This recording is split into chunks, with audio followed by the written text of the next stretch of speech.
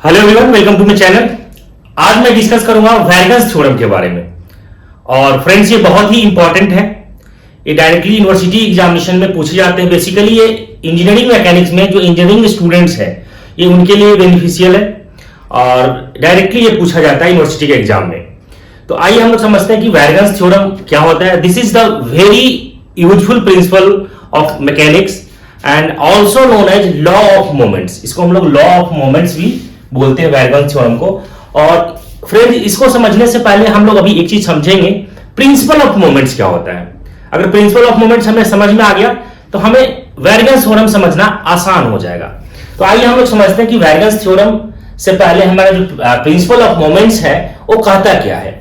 ये कह रहा है कि according to principle of moments, algebraic sum of all the clockwise moments about a point must be equal to sum of anti-clockwise moments। कि अगर हमारा कोई ऑब्जेक्ट है या कोई भी बॉडी है, उस पर हम different types of force act कर रहे हैं और उसका जो हम मोमेंट निकालेंगे तो क्लॉकवाइज जो मोमेंट होगा वो इक्वल होगा एंटी क्लॉकवाइज मोमेंट्स के। यहां पे हम लोग डायग्राम देख रहे हैं कि कंसीडर हमारा एक बीम है। यहां पे हमने बीम देखा कि ए और बी हमारा क्या है, बीम है। डिफरेंट टाइप्स ऑफ फोर्स इस पे लग रहा है और डिस्टेंस आपका मेंशन किया हुआ है। अब यहां पे स्टेटमेंट के अकॉर्डिंग क्या करा कि क्लॉकवाइज जो मोमेंट होगा, clockwise moment equal to anti clockwise moment, anti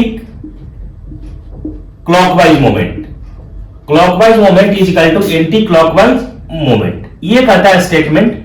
अब हम लोग कैसे निकालेंगे, कंसीडर यहां पे हम लोग जो देख रहे हैं, ये भी हमारा क्या है कि बीम है और डिफरेंट टाइप्स ऑफ फोर्स यहां पे एक्ट हो रहा है। अब हम लोग निकालेंगे कि टेकिंग मोमेंट,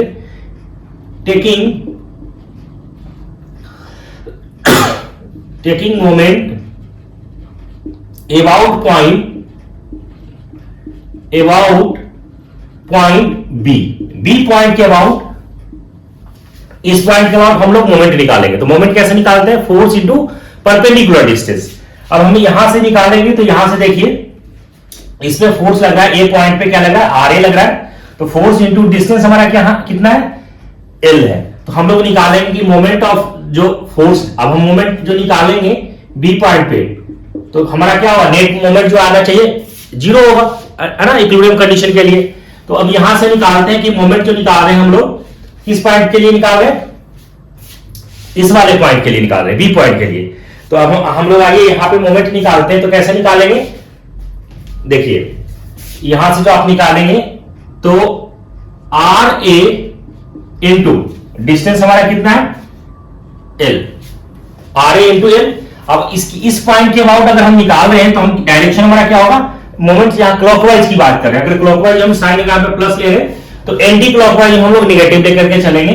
तो यहां पे देखिए आर ए इंटू डिस्टेंस हमारा क्या हो गया, एल, क्लॉकवाइज है तो प्लस ले लिया, माइनस इस पॉइंट पे लग रहा है फोर्स लग रहा है F1 और डिस्टेंस कितना है, यहां से यहां डिस्टेंस हमारा क्या है, L1 है। तो माइनस क्या हो जाएगा, F1 इंटू L1, माइनस इस पॉइंट पे भी हमारा एंटी क्लॉकवाइज लग रहा है। तो यहां से क्या लिखेंगे, F2 इंटू डिस्टेंस कितना है, यहां से यहां L2 है, तो F2 इंटू L2, माइनस यहां पे देखिए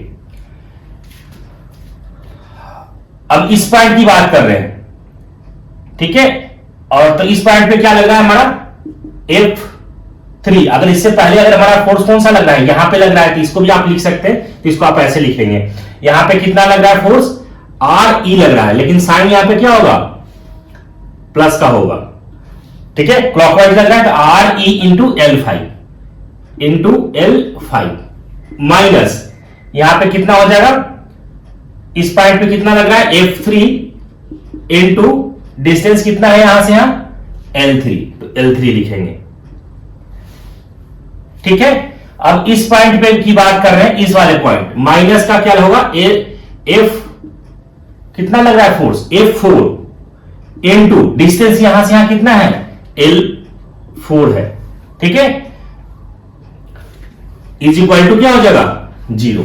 अब हम यहां से बात करते हैं कि यहां से देखिए क्या हो जाएगा, R A into L plus plus वाला साइन कौन सा है, ये वाला है, R E into L5 is equal to F1 into L1 plus F2 into L2 plus F3 into L3। ठीक है, ये आ जाएगा हमारा। ठीक है, अब हम लोग जो देख रहे हैं यहां पे क्या देखा हमने ये देखा कि आर ए इंटू एल और आर ई इंटू 5 ये हमारा क्या है, क्लॉकवाइज मोमेंट है। तो इसको हम लोग लिख सकते हैं यहां पे जो हमारा क्या है, sum of clockwise moment, clockwise moment और इक्वल टू सम ऑफ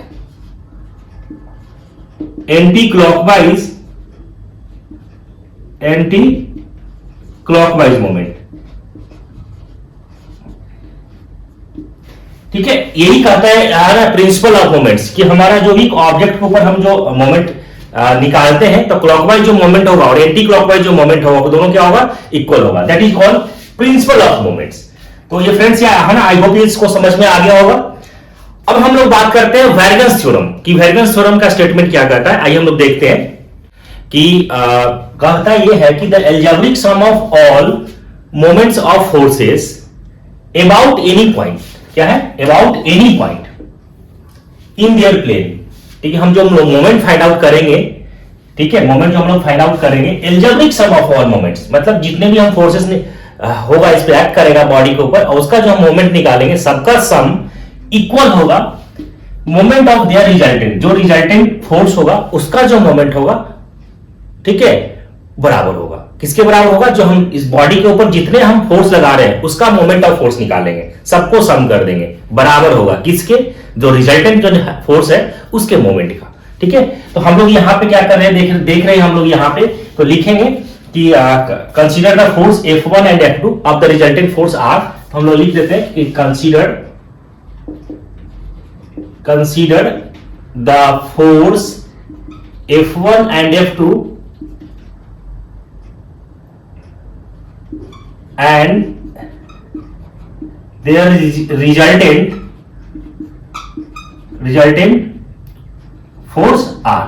ठीक है, अब हम लोग निकालते हैं कि यहां से फोर्स फाइंड आउट करेंगे तो कैसे निकालेंगे, तो निकालते हैं कि द फोर्स जो हम लोग निकालेंगे, the force R in the vector sum of the force R is the vector sum of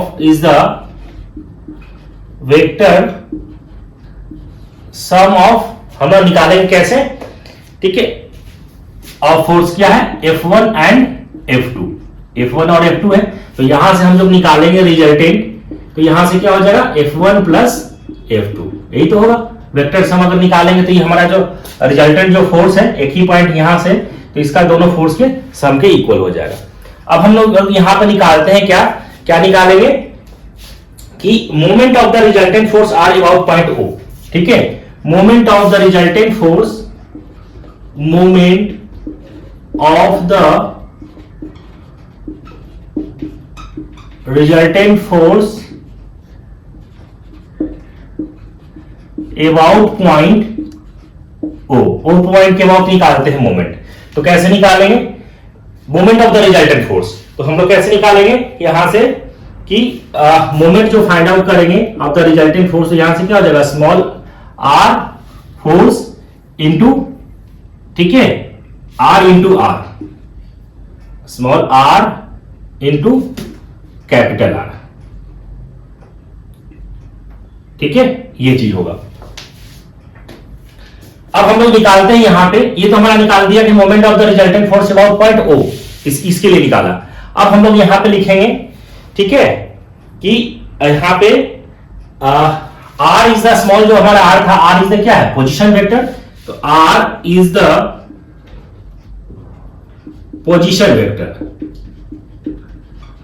R is the position vector. अब यहां से निकालिए, तो moment of force about point O, R small r into, यहां से देखिए capital R हम लोग जो निकाल चुके थे, जो हमारा रिजल्टेंट था, तो यहां पे पुट कर दो, तो F1 प्लस F2 ठीक है, अब यहां इसका सॉल्व कीजिए तो यहां से क्या आ जाएगा, R into F1 plus R into F2। ये आ गया moment of force about the point O, ये चीज निकल के आ गया। अब हम लोग जो फाइंड आउट करेंगे कि moment of the resultant force about point O, हम लोग क्या निकालेंगे कि moment of the resultant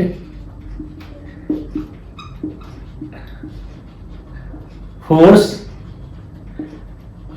about point O, ठीक है। Moment of the resultant force हमारा क्या है, यहां पे R है, moment of resultant R about point O। अब हम लोग कैसे निकालेंगे, तो मोमेंट ऑफ जो निकालेंगे यहां से अबाउट पॉइंट O, उसके किसके लिए निकालेंगे, कैसे निकालेंगे, R इंटू ऐसे निकालेंगे, R इंटू D ऐसे निकलेगा, है ना। कैसे निकालेंगे, R इंटू D, ये तो निकल कर आएगा, ठीक है। R इंटू डी, ये तो हमारा निकल गया मोमेंट ऑफ R के लिए, रिजल्टेंट फोर्स R के लिए। अब हम लोग निकालते हैं कि similarly moment of the forces F1 about the point O। अब जो ये फोर्स F1 लग रहा है इसके लिए हम लोग निकालेंगे, तो देखिए कैसे निकालते हैं कि मोमेंट सिमिलरली करके आप लिख सकते हैं, सिमिलरली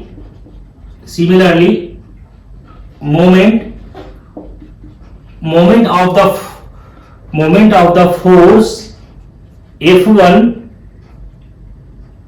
अबाउट पॉइंट O, ठीक है, अबाउट पॉइंट O। तो यहां से कैसे निकालेंगे, देखिए M1, ठीक है, फर्स्ट वाले पॉइंट पे लिखते, तो F1 लग रहा है, तो F1 इंटू डिस्टेंस कितना है, D1, इस पॉइंट के अबाउट निकालें तो डिस्टेंस क्या है, F1 इंटू डिस्टेंस ये D1, ये D1 लिखेंगे। सिमिलरली अगर हम लिखेंगे कि मोमेंट, यहां से कि moment of the forces F2 about point O, उस कंडीशन में यहां से क्या आ जाएगा, M2 is equal to F2 into D2, ठीक है। M1 का वैल्यू आ गया F1 इंटू D2, F2 के लिए जब निकालेंगे F2 इंटू ये वाला डिस्टेंस कितना है, D2 है।